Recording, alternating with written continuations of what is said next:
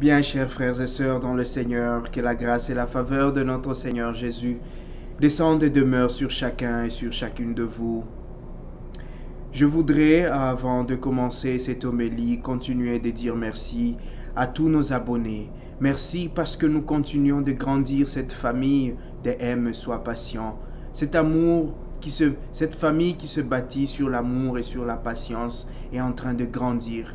Nous sommes en train d'augmenter chaque jour et c'est grâce à vous, c'est grâce à vos partages, c'est grâce à tout ce moment que vous aimez nos vidéos et à toutes ces personnes que vous invitez. Ensemble, continuons de construire le royaume de Dieu. Ensemble, continuons de faire connaître Jésus-Christ. Merci beaucoup et que le Seigneur continue de vous bénir, qu'il continue de conduire vos vies, de donner les grâces et les bénédictions dont vous avez besoin. En parlant de grâce et de bénédictions, je voudrais aussi avoir une pensée pour toutes ces personnes qui souffrent. Pour toutes ces personnes qui sont tuées chaque jour par d'autres personnes qui estiment ou qui pensent que celles-là n'ont pas le droit à la vie, que celles-là n'ont pas le droit de s'exprimer, que celles-là n'ont pas le droit de citer. Je pense à toutes ces personnes victimes de racisme, de toutes les personnes victimes de xénophobie, de toutes ces personnes victimes d'abus, abus sexuels, abus physiques, de toutes ces personnes victimes de mutilations ou de tueries, que le Seigneur ressuscité, que Jésus qui est venu apporter l'harmonie, que lui qui est venu restaurer les cœurs brisés, console ces personnes, fortifie celles qui souffrent et accueille dans son royaume celles qui sont décédées. Qu'il touche aussi les cœurs de toutes ces personnes qui sont mues par la violence, qui sont mues par la haine, par la vengeance, qu'il transforme leur cœur, qu'il leur envoie son esprit de changement, son esprit de lumière, pour qu'il éclaire toutes les zones de ténèbres, toutes les zones qui sont habitées par le diable, par le malin dans les cœurs des hommes et des femmes. Voilà, cette fête de la divine miséricorde, c'est cela aussi que nous célébrons. Nous célébrons cette miséricorde de Dieu, parce qu'à un moment nous nous disons pourquoi les méchants vivent. Pourquoi ces personnes qui font du mal sont sur cette terre? Pourquoi Dieu n'envoie pas le feu, la foudre ou l'eau pour éradiquer ces personnes, pour chasser de la surface de la terre ces personnes? Oui, ces pensées nous viennent parfois. Je suis du Congo et quand je regarde ce qui se passe à l'est de mon pays, parfois j'ai cette révolte. Parfois j'ai envie de dire à Dieu, pourquoi? Pourquoi n'effaces-tu pas de la surface de la terre ces personnes? Mais chaque fois le Seigneur me répond, miséricorde, miséricorde, miséricorde. Et j'ai passé beaucoup de temps à vouloir comprendre ce que le Seigneur voulait dire par miséricorde. Vous savez, nous vivons dans un monde qui a beaucoup changé et ceux qui ont vécu avant nous nous le disent. C'est vrai qu'à chaque époque, il y a différentes choses. À chaque époque, le monde change. Et aujourd'hui, à quoi nous assistons? Nous assistons à trois grands phénomènes. Le premier phénomène, c'est que le monde vit dans l'artifice, pour la plupart. Les réseaux sociaux, il y a beaucoup de faux dans le monde. Il y a beaucoup de faux sur les réseaux sociaux. D'où, vous savez, ce qu'on appelle le phénomène de filtre. On filtre parce qu'on veut paraître meilleur que ce qu'on pense qu'on est. On veut paraître mieux aux yeux des autres. Il y a ce qu'on appelle les fake news, les fake vidéos, les fake tout. Tout est comme artificiel. On ne veut plus avoir quelque chose de réel, quelque chose de bon. Même les relations sont artificielles. On s'aime, on se sourit qu'au téléphone. On s'envoie des emojis où on sourit, où on est fâché qu'au téléphone. Mais lorsqu'on se rencontre en face, c'est une toute autre réalité. C'est une toute autre image. C'est une toute autre personne. Parfois, nous voyons des personnes sur des photos, mais lorsque nous voyons des personnes dans la réalité, nous nous demandons, mais pourquoi? Pourquoi elle ne veut pas qu'on la voie telle qu'elle est? Pourquoi elle veut être fausse? Pourquoi elle veut être fake? Pourquoi elle veut être artificielle? Et le monde nous présente cela. Et beaucoup nous sommes dans cela. Nous sommes dans l'artifice. Nous sommes dans le faux. Le deuxième grand phénomène, c'est le refus de la souffrance. Le refus de la peine. le refus de l'échec, le refus de la douleur. Aujourd'hui, nous sommes dans un monde où on ne veut pas apparaître faible. On ne veut pas faire montrer qu'on est malade. On ne veut pas montrer qu'on souffre. On ne veut pas montrer qu'on est incapable. On ne veut pas montrer qu'on a des limites. Nous sommes dans un monde qui veut former des super humains, des super personnes.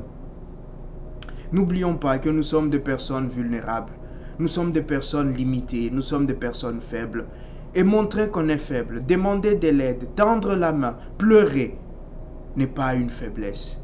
Aujourd'hui, on nous fait croire que celui qui n'a pas de muscles, il est faible. On nous fait croire que celui qui n'est pas mince ou il n'est pas taillé en V, c'est une personne qui a des problèmes. On veut nous faire croire que si tu ne marches pas de telle manière, que si tu ne parles pas de telle manière, que si tu ne manges pas de telle manière, tu as un problème. Nous avons des coachs en toutes choses aujourd'hui parce que beaucoup de personnes, on leur a appris à refuser ce qu'elles sont. On a appris à beaucoup de personnes à nier leur propre personnalité, à nier leur propre être, à nier leur existence même. Et les personnes se transforment en d'autres personnes. On veut devenir d'autres personnes. On ne veut plus assumer ce qu'on est.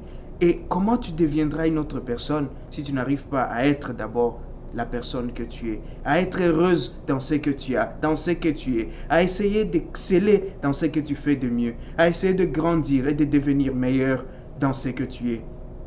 On ne refuse pas d'avoir des modèles, mais le modèle que tu as, c'est un modèle qui t'aide toi-même à te réaliser, à devenir meilleur, pas à devenir ce modèle-là. On ne refuse pas. La souffrance, on doit la combattre. Mais la souffrance fait partie de notre vie. Pour la combattre, on l'accepte. On accepte que je souffre, que j'ai des maux d'yeux, que je suis court, que je suis élancé, que je suis en forme, que je suis mince. Mais comment faire de cette minceur, comment faire de cette grosseur, comment faire de cette blancheur de ma peau ou de cette noirceur de ma peau un élément qui m'aide à être heureux? Voilà ce qu'on refuse. Et la troisième chose qu'on refuse, ou bien le troisième phénomène, c'est que nous avons honte de paraître faibles. Nous avons honte d'être nous-mêmes. Et vous savez, il y a une histoire, peut-être beaucoup l'ont vécu aussi, quand nous étions plus petits, on arrivait à se battre, on arrivait à des scènes de bagarre ou des scènes de vengeance où on devenait haineux, non pas parce qu'on le voulait, non pas parce que naturellement on l'était, mais à cause des yeux de personnes. On regardait trop ce que les autres disaient. On avait des querelles au quartier. Et lorsqu'on voulait arranger les choses à l'amiable, il y avait toujours des gens qui nous disaient « Non, si tu pars, tu vas être faible, tu vas paraître faible. Il va penser qu'il t'a vaincu. Il va penser que tu n'es pas un homme. Il faut lui montrer que tu es un homme. » Quand tu étais dans une relation ou quand tu es dans une relation et qu'il y a des problèmes dans ton couple, il y a des problèmes dans ta relation et que tu veux régler les choses à l'amiable, il y a toujours des gens qui viennent te rappeler que tu ne dois pas montrer à cet homme que tu es faible. Tu dois lui montrer que tu es une femme. Ou à l'homme, tu dois montrer à cette femme que c'est toi qui portes le pantalon, que c'est toi qui portes la culotte. Ben aujourd'hui, je suis désolé de dire que tout le monde porte la culotte et le pantalon. Et donc les problèmes, nous devons voir une autre manière de les régler. Et c'est cela. Cette tendance à ne pas accepter, cette tendance à avoir honte d'être faible, à avoir honte d'être soi-même, à avoir honte d'avoir des problèmes, à avoir honte d'échouer, qui nous amène à la corruption. Il y a des gens qui corrompent parce qu'on veut réussir. Je ne veux pas qu'on voit que j'ai échoué. Je ne veux pas qu'on voit que je n'ai pas réussi à ce concours. Ça nous amène à la vengeance. Je veux lui prouver que moi aussi je suis capable. Je veux lui montrer que ce qu'il a fait c'est petit et que moi je peux faire beaucoup plus. Ça nous amène à la haine et ça nous amène à beaucoup d'autres péchés et ça détruit le monde. Notre monde est détruit aujourd'hui à cause de toutes ces choses-là. Et comment remédier à ces choses-là? Comment arriver à nous en sortir, à revenir à une société où nous acceptons nos différences, où nous tolérons la présence des autres, où nous nous accueillons, nous nous écoutons et nous discutons sans animosité, où nous écoutons le point de vue des autres, ou même quand je n'accepte pas un point de vue, je le respecte. C'est la miséricorde divine. Nous nous en sortirons si nous ouvrons nos cœurs, si nous faisons ce que le Seigneur a demandé à Sainte Faustine, d'ouvrir le monde à la miséricorde divine, si nous-mêmes nous ouvrons nos cœurs à la miséricorde divine, alors il y a une espérance. Alors nous pouvons trouver une piste de solution. Alors nous pouvons trouver une porte de sortie. La miséricorde divine, c'est quoi? La miséricorde divine, c'est cette vulnérabilité de Dieu. C'est cette capacité de Dieu à souffrir quand il nous voit souffrir.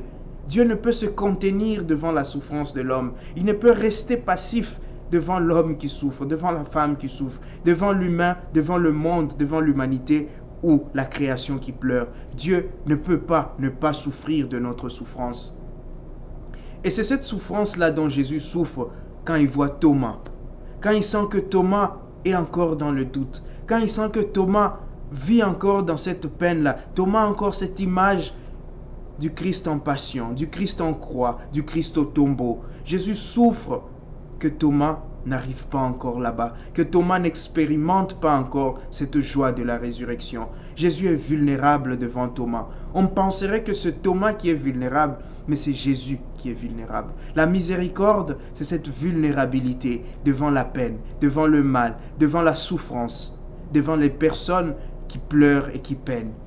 Voilà la miséricorde.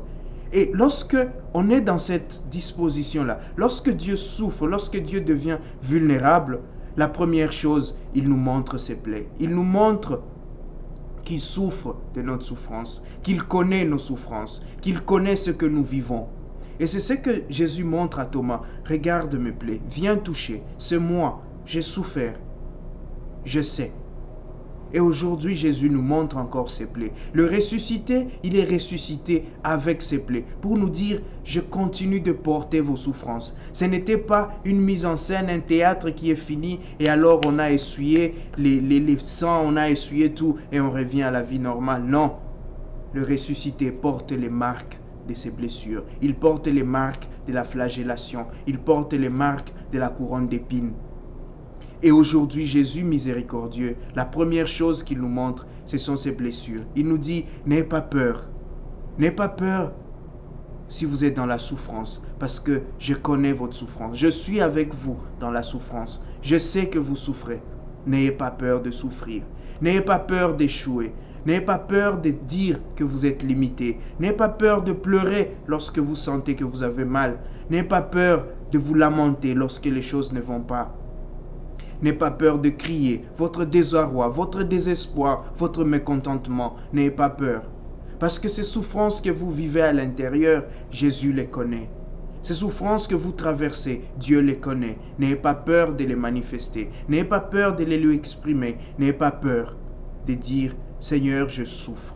Je souffre dans mon cœur. Je souffre dans mon corps. Je souffre dans ce mariage. Je souffre parce que je n'ai pas de travail. Je souffre parce qu'on ne me comprend pas. Je souffre parce que ma vocation, mes supérieurs n'arrivent pas à me comprendre. Mes supérieurs m'en veulent. Voilà le premier pas vers la miséricorde. Le deuxième pas, c'est que Jésus, en montrant ses blessures, amène Thomas à la foi. La deuxième étape de cette miséricorde, c'est cette ouverture de la foi. C'est cette ouverture à la foi. Et Thomas a cette belle expression, mon Seigneur et mon Dieu. Et moi, quand je médite sur ces textes, j'imagine Thomas avancer vers Jésus. Thomas touche ce corps. Thomas sent ses blessures. Thomas sent encore ses marques. Et il dit, mon Seigneur et mon Dieu, c'est toi mon Seigneur et mon Dieu. Tu es vrai mon Seigneur et mon Dieu. Tu es là mon Seigneur et mon Dieu. Maintenant je suis dans la joie. Maintenant je n'ai plus peur. Maintenant je sais que tu es ressuscité. Allons toucher Jésus. Allons jusqu'à lui. Entrons dans cette miséricorde. Entrons dans ces bras qui s'ouvrent pour nous accueillir. Allons, touchons-lui. Disons-lui, mon Seigneur et mon Dieu, je sais que tu es là. Je sais que tu es présent dans ma vie. N'ayons pas peur de lui dire cela. N'ayons pas peur de lever les yeux comme on disait l'autre jour et de dire Seigneur et mon Dieu. Et la troisième étape alors, c'est cette guérison qui nous pousse à aller vers les autres, qui nous pousse à aller annoncer. Lorsque le Seigneur nous a montré qu'il participe, qu'il est avec nous dans nos souffrances, lorsqu'il nous a guéris de nos propres souffrances, alors il nous envoie, on entre en action, on entre en mouvement, on va dire au monde la joie de la résurrection. On va dire au monde la joie du ressuscité. On va apporter au monde aussi cette joie de savoir que dans nos souffrances, le Seigneur est là. Cette joie de savoir que même quand nous souffrons, Dieu est avec nous. Que le Seigneur nous donne la grâce d'expérimenter sa miséricorde, qu'il nous donne la grâce d'expérimenter cette présence qui console, cette présence qui guérit, cette présence qui nous comprend et qui nous donne la joie d'aller pour que nous aussi, nous soyons miséricordieux, pour que nous aussi, nous apportions la miséricorde, pour que nous aussi, devant la peine, devant la souffrance, nous apprenions à être vulnérables, à regarder la souffrance avec les yeux de Dieu, à compatir à la souffrance, à élever ceux qui souffrent pour que eux-mêmes aussi soient d'autres multiplicateurs de la joie du ressuscité, de la joie de la résurrection. Que le Seigneur nous donne cette grâce aujourd'hui et tous les jours. Amen.